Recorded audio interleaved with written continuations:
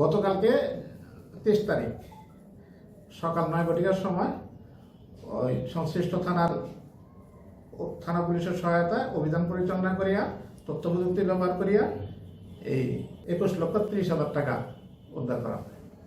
আসামি সুলতানা ও তার স্বামী মোবারক হোসেন রাজশাহী শহরে বসবাস করত। তাদের সাথে কোনো ভিক্ষুকের দেখা হলে ভিক্ষুকদেরকে চাল, আটা, চিনি দিবে বলে তাদের কাছ থেকে সিম সংগ্রহ করত। পরবর্তীতে তারা সিম নিয়ে আসলে তখন বলতো যে সিমের নগদ, বিকাশ এবং রকেট নাম্বার খুলে দিতে হবে। তখন তারা এই চিনি, ডাল, আটা পাওয়ার আশায় তারা তাদের আইডেন্টি কার্ড দিয়া সিম বিকাশ খুলে পিনকোড সহ এই আসামিদেরকে সরবরাহ করত।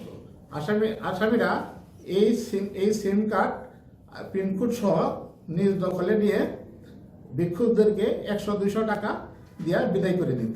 তার পরবর্তীতে এই সিম কার্ড ব্যবহার করে অসুস্থতার কথা বলে টার্গেট ব্যক্তিদের আত্মীয়-স্বজনের পরিচয় দিয়ে প্রতারণার মাধ্যমে অসুস্থতার কথা বলে টাকা সংগ্রহ করত।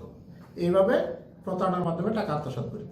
আর উদ্ধারকৃত এই সমস্ত টাকা তার ঘরেই পাওয়া যায়। আটক আছে আমাদের এখানে হাজব্যান্ড ও ওয়াইফ, দুজনই আটক আছে।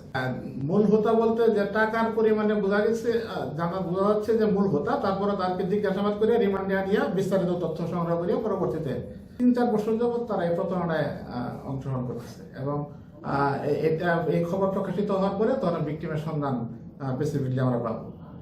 করেছে ওই সূত্র দিয়ে আমরা এটা উদ্ধার করছি। এখন আপনাদের মাধ্যমে যদি এটা প্রকাশিত হয় তাহলে দেখা যাবে যে আরো ভিকটিমের সন্ধান আমরা পেয়ে যাবো।